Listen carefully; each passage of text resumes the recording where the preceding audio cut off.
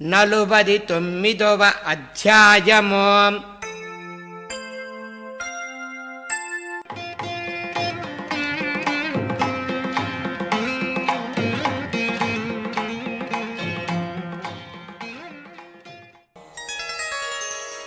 ఓం శ్రీ గణేశాయ నమః. ఓం శ్రీ సరస్వత్యై నమః.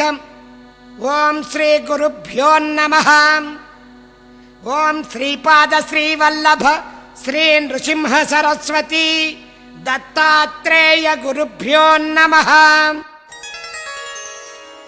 నామధారకుడు సిద్ధయోగి యొక్క పాదాలు పట్టుకొని, మహాత్మా, శ్రీగురుని లీలలు వింటూ ఉంటే మనస్సు పులకరించిపోతూ ఉన్నది.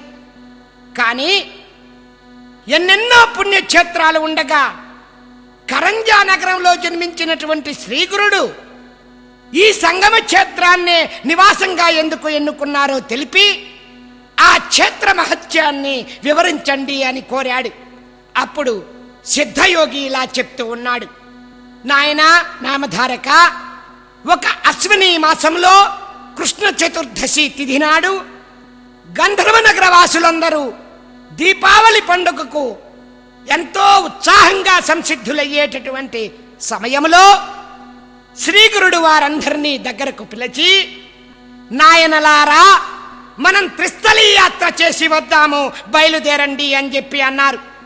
అప్పుడు భక్తులు, స్వామి, అలాగైతే మేము ఈ యాత్రకు కావలసినటువంటి సరంజామ అంతా కూడా సిద్ధం చేసుకొని డబ్బు తీసుకొని వస్తాము అని చెప్పి అన్నారు. ఆ మాటలు విన్నటువంటి స్వామివారు నవ్వుతూ, బిడ్డలారా, అవన్నీ ఎందుకు? ఈ సంగమ ప్రాంతము ప్రయాగతో సమానమైన మహిమ కలిగినటువంటిది. ఇచ్చటి షట్కాల తీర్థాన్ని మించినటువంటి తీర్థం ఇంకొకటి లేదు. ఈ భీమా అమరజా నదుల యొక్క సంగమము గంగా యమునల సంగమము కంటే పవిత్రమైనటువంటిది. ఇక్కడ స్నానం చేస్తే చాలా పుణ్యప్రదము. ఇక్కడ పవిత్రమైనటువంటి 8 తీర్థాలు ఉన్నాయి. ఇంతలో ఒక భక్తుడు స్వామివారిని, స్వామి, ఇక్కడ నదికి అమరజా నది అనే పేరు ఎలా వచ్చింది అని చెప్పి అడిగాడు.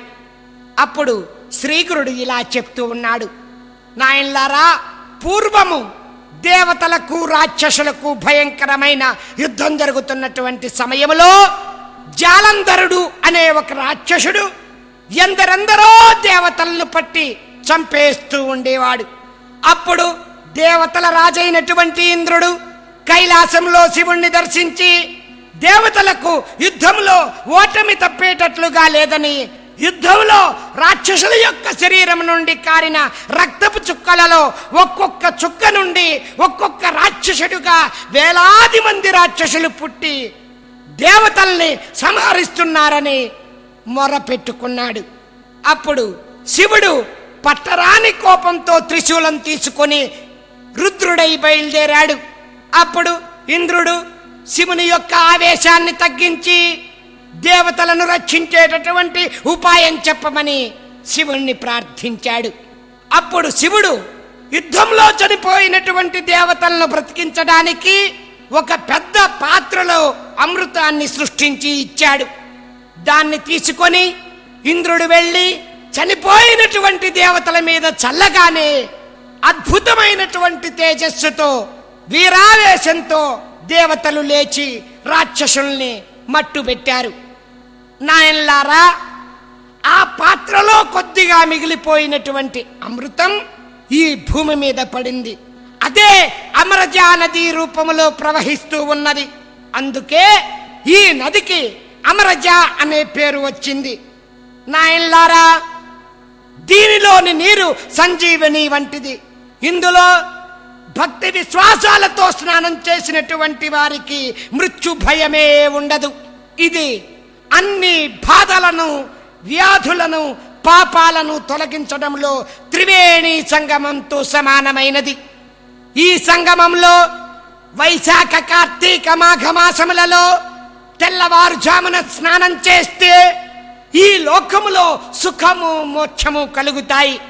అంతేకాక ప్రత్యేకంగా గ్రహణ సమయాలలో, పర్వదినాలలో, ఏకాదశి తిథులలో స్నానం చేసినటువంటి వారికి అనంతమైన ఫలితం దక్కుతుంది. ఇచ్చట ఉన్నటువంటి అశ్వత్థ వృక్షము దగ్గర ఉన్న మనోరథ తీర్థంలో స్నానం చేస్తే మనోరథాలన్నీ కూడా నెరవేరుతాయి. భక్తితో ఈ రావి చెట్టును పూజించినటువంటి వారికి కలి ప్రభావం అంటక మా దర్శనం లభిస్తుంది. మేము ఎల్లప్పుడూ ఈ వృక్షమూలంలోనే ఉంటాము. ఈ కల్పవృక్షాన్ని సంగమేశ్వరుణ్ణి పూజించి త్రయంబక మంత్రం పఠిస్తే సర్వ కోరికలు తీరుతాయి. సంగమేశ్వరునికి నమస్కరించి ఆ తర్వాత శివునికి ప్రదక్షిణం చేసి సాష్టాంగ నమస్కారం చేశాక 3 ప్రదక్షిణలు అయ్యాక ఎడమ చేత్తో నందీశుని యొక్క వృషణాలను స్పృశించి కొమ్ములపై కుడి చేతి పొట్టను వేలును చూపుడు వేలును ఉంచి వాటి మధ్య భాగము నుండి శివలింగాన్ని దర్శించాలి. భక్తితో ఇలా చేస్తే సర్వ కోరికలు తీరుతాయి. అలాగే ఈ పక్కనే ఉన్నటువంటి మహాతీర్థము సాక్షాత్తు వారణాసియే. దానికి కూడా ఒక కథ ఉన్నది, చెప్తాను విను అని చెప్తూ ఉన్నాడు. పూర్వము భరద్వాజ గోత్రానికి చెందిన ఒక బ్రాహ్మణుడు నిరంతరము భక్తితో శివ పూజ చేసి పూర్ణ విరాగి అయి అవధూత స్థితిలో ఉంటూ ఉండేవాడు. అతనికి ఎప్పుడూ శివ దర్శనం కలుగుతూ ఉండేది. అతడు ఎప్పుడూ ఆనంద పారవస్యంతో దిగంబరంగా గంతులు వేస్తూ తిరుగుతూ ఉండేవాడు. అతన్ని చూచిన లోకులంతా దయ్యం పట్టింది కాబోలు అని చెప్పి అనుకుంటూ ఉండేవారు. ఒకనాడు అతడి సోదరుడైనటువంటి పాండురంగడు, ఈశ్వరుడు వీరిద్దరూ కాశీకి వెళ్తూ ఇతన్ని కూడా రమ్మని చెప్పేసి పిలిచి అడిగారు. అప్పుడు అతను నవ్వి, కాశీ విశ్వనాథుడు మనకు దగ్గరలోనే ఉండగా కాళ్ళీడ్చుకుంటూ అంత దూరం పోవడం ఎందుకు అని చెప్పి అన్నాడు. అప్పుడు వారు, అలాగైతే మాకు కూడా కాశీ దర్శనం చేయించగలవా అన్నారు. అందుకతడు అంగీకరించి శివుణ్ణి ధ్యానించి, వ్యోమకేశ దీన్ని కాశీగా చేసి ఇక్కడ నీ ప్రత్యక్ష దర్శనం అందరికీ చూపించు అని ప్రార్థించగా అందరికీ అక్కడ వారణాసి దర్శనం లభించింది. అప్పుడు ఈ కుండమే మణికర్ణిక అయ్యింది. కాశీలోని దైవ రూపాలన్నీ కూడా ఇక్కడే కనిపించాయి. అతని సోదరులిద్దరూ ఆశ్చర్యపడి అక్కడే స్నానం చేసి దేవతలందరినీ కూడా సందర్శించారు. ఆ తర్వాత అతడు మహాజ్ఞాని అని చెప్పి తెలుసుకున్నారు. అప్పటి నుండి అతను తన దగ్గరకు వచ్చినటువంటి వారందరికీ కాశీ విశ్వేశ్వరుని యొక్క దర్శనం ప్రసాదిస్తూ ఉండేవాడు. కనుక ఇది సాక్షాత్తు కాశీయే. శ్రీ గురుడు ఆ తర్వాత భక్తులకు పాప వినాశ తీర్థం చూపించి, నాయనలారా ఇందులో స్నానం చేస్తే సర్వ పాపాలు పోతాయి అని చెప్తూ ఉన్నప్పుడు శ్రీ గురుని యొక్క పూర్వాశ్రమంలో వారి సోదరి అయినటువంటి రత్న అక్కడకు వచ్చి ఆయనకు సాష్టాంగ నమస్కారం చేసింది. అప్పుడు శ్రీ గురుడు ఆమెతో, అమ్మాయి ఎన్నాళ్లకు కనిపించావు, నీవు చేసినటువంటి పాపాల గురించి ఆలోచించావా అని అడిగారు. అప్పుడు ఆమె నమస్కరించి, గురుదేవా, శ్రీ గురు, నేను మూఢురాలిని, నన్ను మీరే రక్షించాలి అని వేడుకున్నది. అప్పుడు స్వామివారు, అమ్మా నీవు చాలా పాపాలు చేశావు, నీకు కుష్ఠవ్యాధి వస్తుంది అని స్వామివారు అంటూ ఉండగానే ఆమె శరీరమంతా కూడా కుష్ఠుతో కుళ్ళిపోయింది. ఆమె భయపడి వణికిపోతూ కన్నీరు కారుస్తూ దోషులు యొగ్గి, ఓ దయానిధి, ప్రజలు పాపాలు పోగొట్టుకోవడానికి పుణ్యతీర్థాలకు వెళ్ళినట్లుగా నేను మీ దర్శనానికి వచ్చాను, నన్ను రక్షించండి అని ప్రార్థించి అడిగింది. అప్పుడు శ్రీ గురుడు, అమ్మా నీవెన్నో పాపాలు చేశావు, వాటిని నీవు ఈ జన్మలోనే అనుభవిస్తావా లేక మరు జన్మలో అనుభవిస్తావా అని అడిగారు. అప్పుడు ఆమె, స్వామి ఇంకా నాకు మరొక జన్మ ఎందుకు, నా పాపాలను ఇప్పుడే తొలగించి నాకు మరు జన్మ లేకుండా చేయండి అని అడిగింది.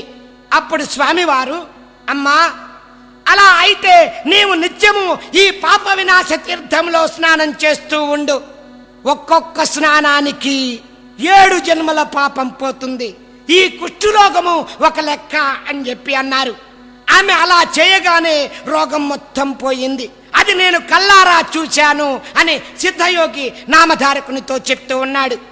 ఆ తర్వాత శ్రీగురుడు మా అందరికీ కోటి తీర్థాన్ని చూపించి, నాయల్లారా ఇందులో సర్వతీర్థాలు ఉన్నాయి, ఇక్కడ దానం చేసినటువంటి వారికి కోటి గోవుల దానం చేసిన ఫలితం దక్కుతుంది.